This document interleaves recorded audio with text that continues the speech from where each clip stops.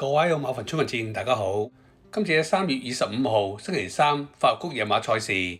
將會跑9場賽事。頭上嘅開波時間係晚上6點40分。至於今次賽事跑道咧，將會 B 跑道。呢條法律谷 B 跑道咧，闊度有26.5米。喺中短途賽事啊，即係1650米或者以下嘅賽事，平均咧都有利於中內檔嘅。中意留意馬匹檔位嘅朋友可以參考下。今次賽事我哋想同大家分享兩匹消息馬，希望呢兩匹馬咧都可以跑入3甲。因為我哋到時都投注1圈2批玩下。OK， 今次賽事我哋第一匹想同大家分享嘅消息馬係第3場2號馬金髮盛世。金髮盛世呢一匹貨源來自香港國際馬匹拍賣會嘅法國馬，當年嘅成交價係港幣200萬。金髮盛世今年已經去到8歲，喺香港都已經踏入第5個賽季。金髮盛世喺香港頭4季都係喺呂健威馬房。當年喺威哥馬房，一共攞到7冠2亞4季嘅成績。喺獎金方面，都攞到接近870萬嘅獎金。正如啱啱講過，金髮盛世當年嘅成交價只需要港幣200萬，所以喺帳面方面馬主真係獲利不少啊！金髮盛世真係一匹好準成嘅馬匹，每一年都可以交出一定嘅水準，並且每一年都能夠替馬主交出1場或者以上嘅頭馬。金髮盛世喺上年已經去到7歲，但係仍然有好嘅體力，一樣可以交出好嘅成績。喺上年可以跑到13場賽事。另外當然最重要嘅係佢跑出好成績。如果計3甲嘅名次，上年以7歲之齡都能夠攞到2場頭馬。另外如果計獲得獎金嘅場次，上年全季13場賽事之中有8場賽事都可以替馬主攞到獎金，所以佢真係名副其實一匹忠心嘅鐵馬。上季賽事完結之後，由於呂健威馬房養馬數量爆棚，為迎接一啲質素新嘅馬匹，所以將一啲年紀大嘅馬匹都要掃走，所以金髮盛世都包括其中啊。所以喺上年季尾，金髮盛世由呂健威馬房轉咗去貴福特馬房。金髮盛世由於今年已經去到8歲，同埋過往交出好成績，所以馬匹評分都唔低嘅。所以今季轉咗入貴福特馬房之後，一共已經跑咗8場賽事，頭7場賽事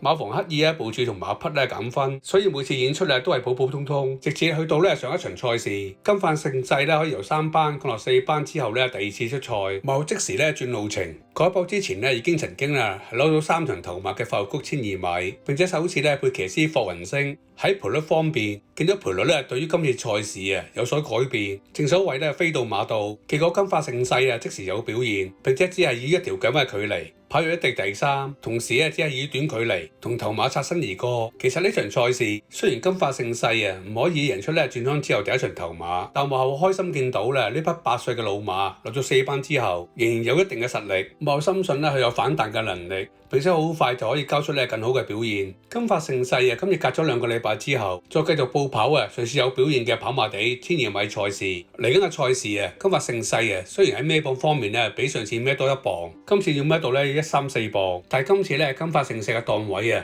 比上次更加好。上次抽到第2檔，今次就抽到第1檔。對於金髮盛世呢一匹喜歡擺喺前面位置嘅馬匹，今次呢個1檔應該會更加容易攞到更好嘅前面位置，到時會變得更好跑。更何況呢一場放頭嘅馬唔多，估計最多2新匹馬會爭取前列嘅位置，所以預計金髮盛世開閘之後，配合佢嘅前速加上檔位，到時可以輕輕鬆鬆擺喺較前嘅位置。喺騎師方面，今日繼續配上騎師霍雲星，因為騎師霍雲星對於一啲要孭重磅嘅放頭馬，佢嘅流放功夫可以話一流，所以幕後繼續安排呢對人馬上陣，反映到幕後對呢對人馬上次嘅表現相當滿意。當然希望今次可以交出比上次賽事更好嘅表現，所以今次賽事聽到消息，幕後對金髮盛世有一定嘅3甲嘅信心，大家不妨留意下。當然消息還消息，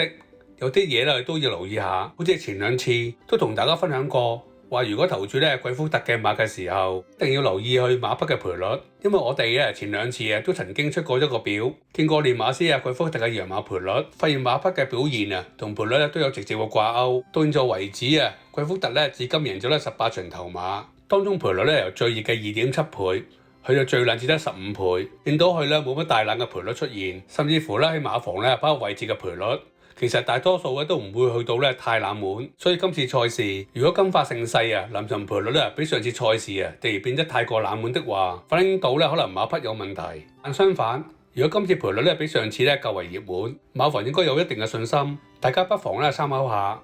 OK，嚟到第二匹嘅消息馬，今日賽事我哋第二匹想同大家分享嘅消息馬係第6場路號馬銀刺勇士。銀刺勇士呢匹來自紐西蘭嘅 PPG， 今年5歲，隸屬方嘉柏馬房。銀刺勇士計埋今年已經喺香港跑咗3季，總共攞到2冠1亞4季成績。銀刺勇士今季可以話大熟大勇，表現非常好啊！因為今季出賽只係7次，已經攞到2冠1亞2季成績。呢一匹由練馬師方嘉柏嘅仔仔又俾馬主嘅馬，成績應該可以交代到。銀刺勇士由於上季喺3月份賽事之後，發現馬匹前蹄受傷所以冇安排提早唞住。另外喺今季自從喺馬匹配備細咗上季大多數都有佩戴嘅羊毛面箍之後，馬匹嘅表現可以話脫胎換骨。期間再由徒弟見習騎師黃志雲減磅出賽，令到馬匹優勢更加大。銀刺勇士喺月尾跑完一場跑馬地1200米賽事之後，幕後就安排馬匹再上從化休息同埋操練，當中包括一如過往安排其他馬匹喺草地拍跳，至於提升馬匹嘅鬥心同埋狀態。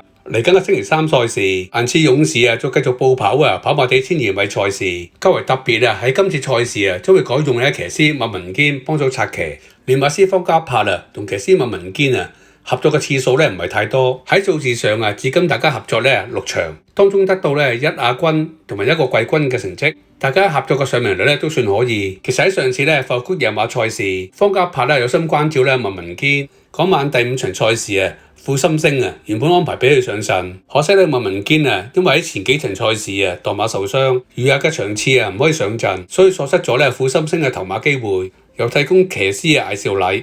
冷手得過二尖堆，結果墮為贏出頭馬。嚟緊嘅星期3賽事將會係麥文堅結束嚟香港嘅短期策騎日子，所以今次賽事聽到消息，練馬師方嘉柏有心關照，希望騎師麥文堅可以喺結束香港行程之前，大家可以攜手贏馬。所以今次賽事聽到消息，銀刺勇士經過1個月嘅時間回氣，狀態已經提升咗，所以今次賽事大家都要留意下銀刺勇士嘅演出。我哋一於投注1 win 2 pay 捧下場。OK， 我哋重複今期2匹嘅消息馬。第一匹係第3場2號馬金發盛世，第二匹第6場6號馬銀刺勇士。OK， 多謝大家收睇，希望如果中意呢條片嘅朋友可以俾個 like 我啦。另外如果未訂閱我呢個頻道嘅，希望可以得到你嘅訂閱啦。多謝大家嘅支持，拜拜。